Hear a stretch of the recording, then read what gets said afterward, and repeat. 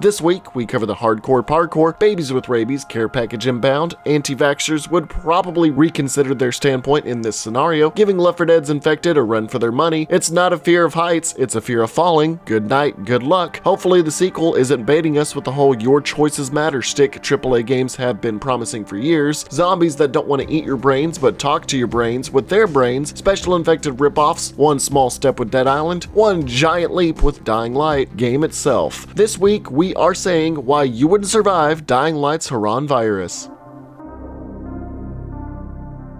As with any and all pandemic outbreaks that result in ravenous, stark-raving man-eaters, a sudden and otherwise unexplained virus basically has a field day with the local population. In Dying Light's universe, we see it all unfold in a rather large city bustling with development. With Harran, Turkey, generations of intellectual development made this specific expanse of industrialization boom for centuries, even since the early 1700s. The Ottoman Empire was barely involved in the upkeep or protection of the city, and as World War I began, the city found itself to be free of any conflict. Although Harran was independent of the actions of the empire, once the empire crumbled after the Arab Revolt, the rise of the Republic of Turkey gave the power to Harran to establish itself as a self-governed city-state, which may have factored immensely into the pandemic that it would be besieged by in 2014. Origins of the virus are mostly rumors, speculation, and hypothesis, but there are two prominent ideas that have been stated. The harder-to-believe version of the virus's origin comes from a lone conspiracy theorist named David, who claims that an alien race named the Godoids sent an asteroid laced with infection to Earth. Why? Because there are reptilians from the planet Orion that created the Illuminati, using the virus to create an army of slaves to do the Godoids' bidding. Oh my god. Oh my god. We're not alone. This also could be inspired by Romero's universe, where a satellite orbited Mars, crashed into an American cemetery, released a virus, and awoke the dead. However, that's just a theory. A game theory. But the more realistic hypothesis, with researched fortitude, is that the virus was man-made by a military, who launched this infection into the none the wiser town of Harran. Since they rely on complete self-governance and are free to control their own affairs, it may seem like it was the perfect testing site to unleash a contained experiment, observing how the virus would mutate, adapt, and ravage a population, while also taking note of how normal citizens react, fight back, and try to either escape or quell the outbreak. More theories on this will be brought up as we progress through the video. The virus, which simply will be referred to as the Harran virus, spread like wildfire in the short time it was introduced. But what exactly is the virus, and what does it do to the human host? Well, like I said at the beginning, it's very reminiscent of the infections in 28 Days Later, and more relatably, Left 4 Dead. But rage monkeys and an airborne virus weren't the beginning instruments of this symphony of destruction. Instead, the virus is much more traditional and linear in the sense that it is only transferred directly through an infected's bodily fluids to a healthy host. Adapted as a pathogen extremely similar to that of rabies, an extremely viral disease that once entered through the bloodstream will multiply exponentially and eventually inflammate the brain of any mammal, causing deathly fever, erratic behavior, violent tendencies, seizing of one or more body parts, irrational confusion or paranoia, passing out, and even a fear of water. Although this spread could be prevented if the bite occurs on the arms or legs, resorting to amputating the afflicted limb right after being bitten within a reasonable amount of time. The main cause of its spread is due to the virus manipulating the host mammal to become overtly aggressive and attacking in the primitive form of biting and or scratching. The rabies virus will then easily transfer through the victim's nerves or saliva. Although rabies can take a wide range of time to fully infect and incapacitate the host, its symptoms are too prominent to ignore, although it may be mistaken for other diseases. Once it has been correctly diagnosed, it can be treated fairly easily, if done within the first 10 days of infection, with proper vaccinations in a 14-day round of doses. But in most cases, once neurological symptoms have arisen without vaccinations, it is fairly certain that full infection will follow. The Harran virus borrows from its sister pathogen, and the contraction process is much more streamlined, seeming to reach the neurological stage within hours hours or days, the time frame varying with the DNA structure of each individual host, a much less forgiving schedule than rabies. Once bitten, cut deeply, or injected directly by the virus, the victim will experience bouts of exhaustion, blurred or double vision, and seizures. After a while, their skin will become extremely pale, their face will become more sunken in, and their body will appear to be suffering from malnourishment. To prevent fully succumbing to the neurological defects of the virus, the GRE made suppressant antizin that can nullify the process entirely. But as Dr. Zier says, suppressant. It's called antizin. Suppresses the symptoms. Here, sit. Antizin postpones the inevitable. Much like the Zombrex in Dead Rising. With how rapidly the infection spread, Harran's Ministry of Defense quarantined the city, bombing all outgoing bridges and walling off or caving in any tunnels in and out of the city. The GRE Global Relief Effort, created in reaction to the Harran virus in a somewhat form of conjunction with and against the Ministry of Defense, a humanitarian relief organization attempting to aid those within the quarantine areas of Harran from developing the antizin to flying C-130 Hercules cargo planes to airdrop supplies to the victims. However, it is discovered that later down the road, the GRE do not wish to stop or cure this disease at all, but to discover a way of weaponizing it to sell it for a fairly fetching price, most likely to whichever government or terrorist organization bids the highest on it, which may show the organization may have been behind the outbreak from the start, considering they were the ones who manufactured a temporary cure to the disease and sent in an agent who was ignorant to their true intentions and in order to execute Suleiman. Creating the suppression of antizin in order to temporarily cure those afflicted with the Harran virus may have also been a clue to them being the culprits behind the outbreak, just in case key personnel had been bitten, kind of like Crane, while also trying to seem innocent with frequent antizin drops into the quarantine zone. The virus itself can be killed when it's directly exposed to ultraviolet radiation or even sunlight, but that is only in cases of being under a microscope. If someone is bitten, the virus will act too fast and spread through their bloodstream enough to not be fully affected by the UV or light exposure. However, this weakness to UV rays and sunlight resonates in the infected, as they either are less aggressive during the day or avoid daylight in general and become nocturnal, and can be repelled by any UV producing lamps or lights, as it will cause them pain and disorientation. It's because of this natural enemy that the Harran virus infected have adapted to existing mostly for the night and utilize a new sense of night vision to easily traverse the darkness. If the virus is allowed to run its full course, there is no going back. Your brain will enter a state of decay and your motor functions will still be highly active, but way out of your control. Although not widely known or experimented on at this point, depending on the host, the environment and possible erratic mutations fluctuating with the virus will transform your body and mind into one of several variants of the Harran virus's living fight or flight guinea pig. The earliest and most common stage of infection is the viral, forcing the host to become excessively violent, as will most of its predecessors, that will launch a full-scale attack at anyone around them without any restraint. In 30% of these cases, the victims will pronounce coherent human dialect and try to communicate with those around them.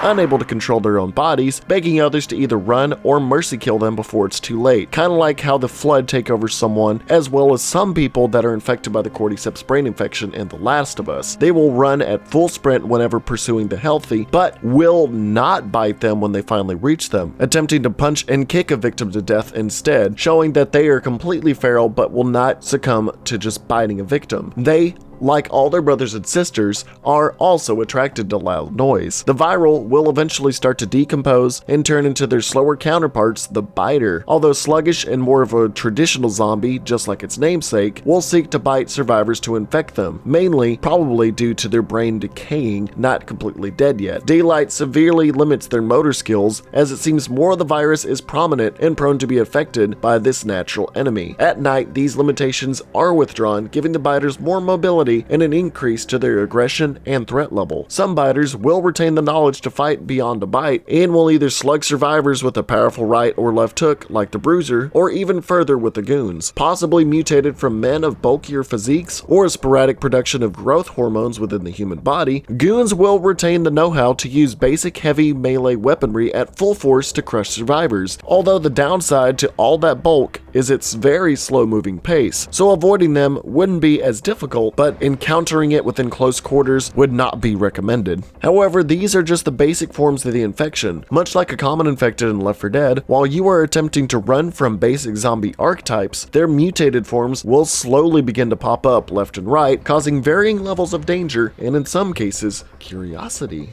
First off, the bomber will have had its front torso corroded through, probably by stomach acid, and most of their organs on full display for any passerbys, possibly caused by the Harran virus accelerating the stomach acid production enough to where it eats through the lining and melts the skin. The acceleration of cells by the virus may also be overclocking the body in general, and the stimulant, either caused by being around a survivor or having a concentrated source of light on it, may cause the bomber's body to hit critical mass and explode, sending sharpened bone shrapnel in all directions, potentially knocking back and killing nearby survivors. Creatures like the toad, no not you, can be found mostly near ocean fronts and bodies of water, possibly with their deadening tissue absorbing high amounts of water, giving it a bloated appearance. Their stomach lining has mutated enough to repurpose itself as a long-distance cannon. They will lob balls of acidic phlegm at their prey to dissolve them or severely burn them from a distance. I feel like I've heard this before. For some reason, those in security and adorning riot gear will adapt to mutations in a different way than others. Although it is said to be developed from a failed experimental strain of the Harran virus, these specific infected becoming tank-like and charging at survivors with slow but reckless abandon. The Demolisher. If this guy feels like he is not capable of ramming into the survivors at close quarters, it will find and hurl debris at them in order to incapacitate them from afar, showing moderate levels of battle sense. This sounds familiar too. These may have been among the first infected that researchers slapped riot gear on to make them more resistant to damage, and resilient they are, being able to take large amounts of heavy ammunition to just about any part of their body until they finally tumble over, while direct combat is not advised. For once in a zombie outbreak, children are showcased, and they are definitely not safe becoming screamers. While not an immediate threat, they will wander about crying to themselves like a witch, and when spotting a healthy human, will scream at a high enough decibel to disorient the survivor and attract its adult cohorts to converge on its location. They are commonly found in either the homes, schools, or familiar places by themselves to lure in gullible survivors, much again like the witch from Left 4 Dead. While the game only allows you to hold them and snap their neck, you should be able to pop them with a good shot to the cranium. Interestingly enough, one type of infected called the bolter will not engage survivors in any form and will actually run at an almost cheetah-like speed to escape, mutations possibly strengthening its leg muscles to produce running speeds that high. Covered in almost tumor-like growths, this infected does everything in its power to bolt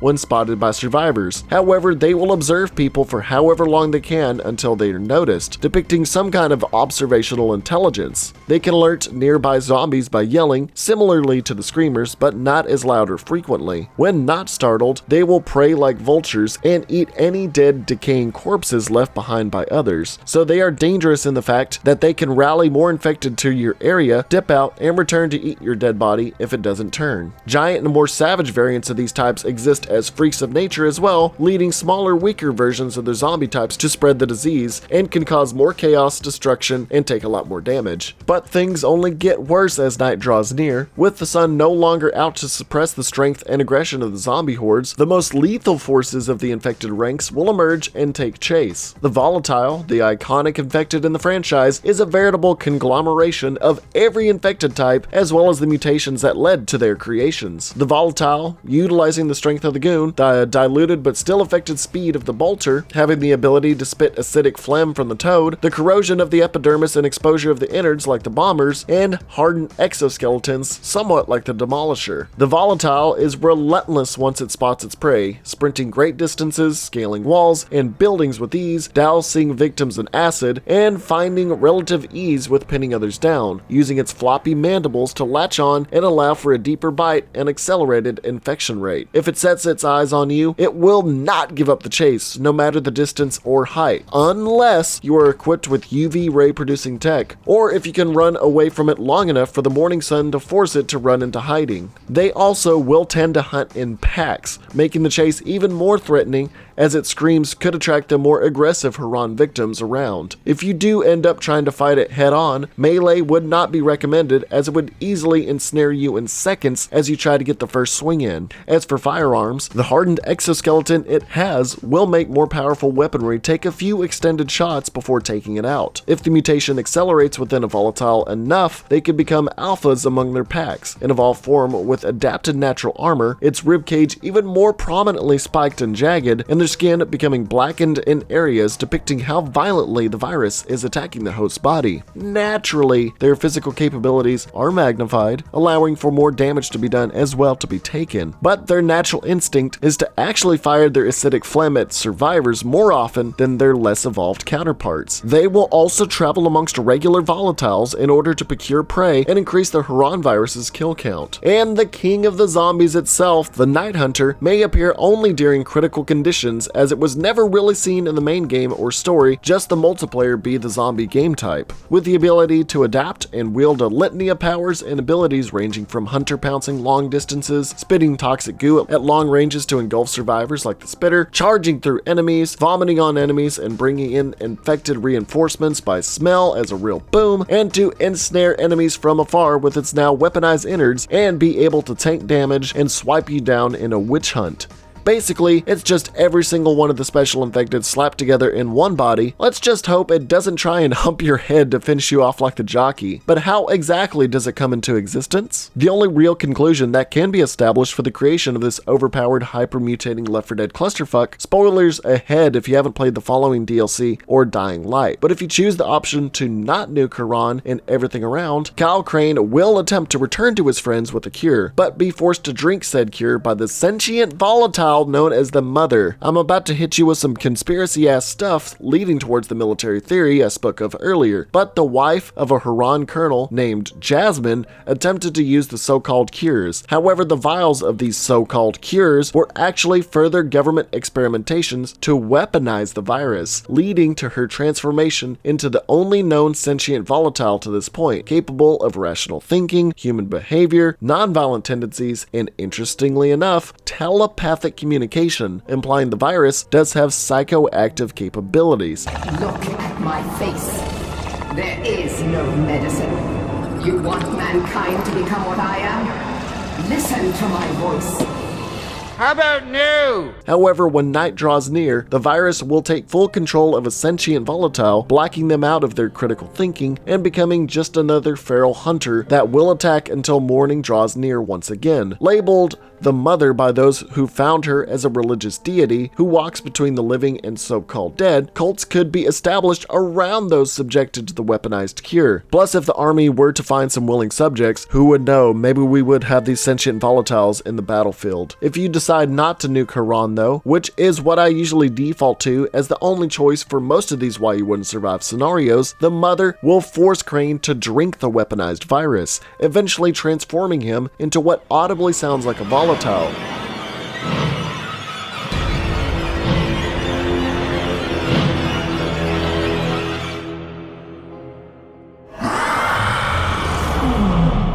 But also akin to what can be heard as the shriek for the Night Hunter in multiplayer.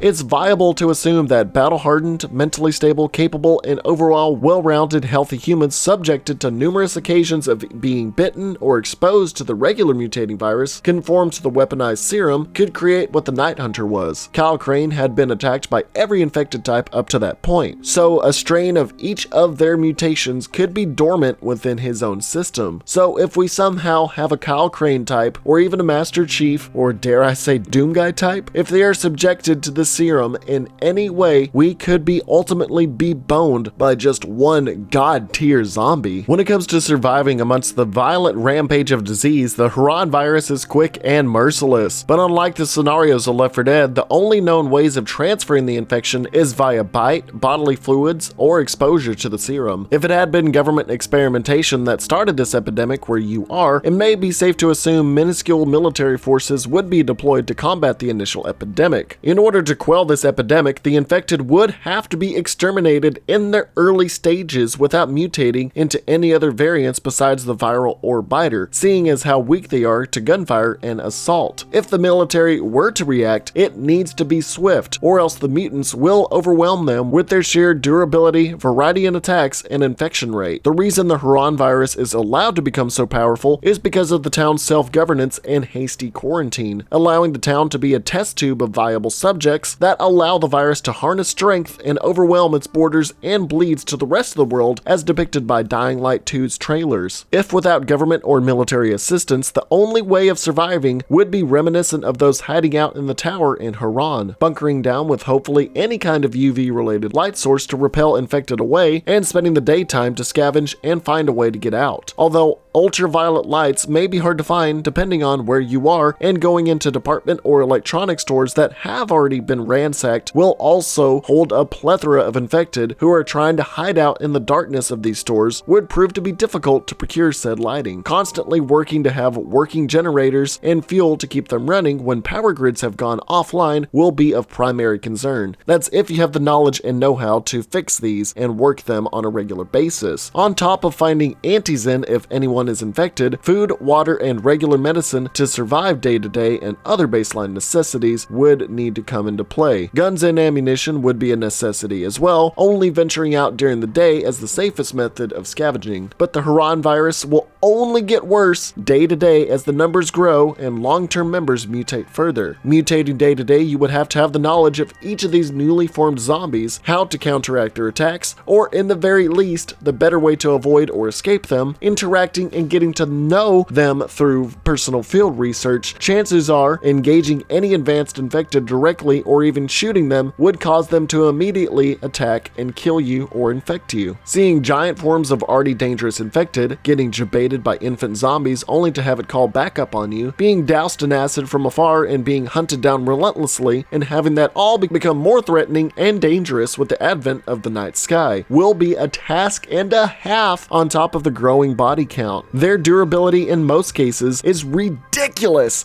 and would require high caliber ammunition just to effectively kill them. Of course, fighting regular zombies would mandate using a lot of stamina while swinging around common blunt weaponry like bats or anything with enough force to cause head trauma, or bladed weaponry like knives to destroy the brain, or katanas to remove the head. The infected can and will continue to attack with separated limbs. However, it's hard to say what extended blood loss and its toll would do on a Harran victim's body. In terms of longevity, the hordes will be stronger, but for how long? Technically, these hosts are still living, breathing organisms, and eventually, either malnourishment, dehydration, or pure bodily exhaustion will take their toll, especially on infected that have had their mutations overclock their bodies, much like the special infected of Left 4 Dead, the series that seemingly inspired a lot of content in this game. Well, that and Dead Island, but we don't talk about Dead Island. As I said in the first Why You Wouldn't Survive with the Left 4 Dead infected, these zombie types could die out over time, relying on keeping their numbers up to keep the virus alive, but older hosts eventually dying out by natural causes or dying to direct sunlight. While formidable and cannibalistic, their lifestyles and body modifications are not sustainable. They are overclocking their body, and eventually they will die from that occurrence. So if we are able to slow the infection rate, we may stand a chance by waiting out the infected to die on their own. If not, we will have to go with what Dying Light ultimately decides as the only cure: the Mother's God of the Sun detonating the nuke and wiping out the infection before it spreads. If it has already gotten worldwide, then a consensus of the United Nations would have to come to a conclusion and agree that nuking major cities and hives of the infected would have to occur, even at the cost of innocent lives. So, do you think you could weather the Harran virus? With Dying Light 2 officially coming out in time, we may be seeing further ramifications of the virus's impact on the world at large. Now, did I cover anything incorrectly? Do you believe the infected are actually reanimated corpses? Are you cocky and think you could be a Kyle Crane through it all? No, you're stupid.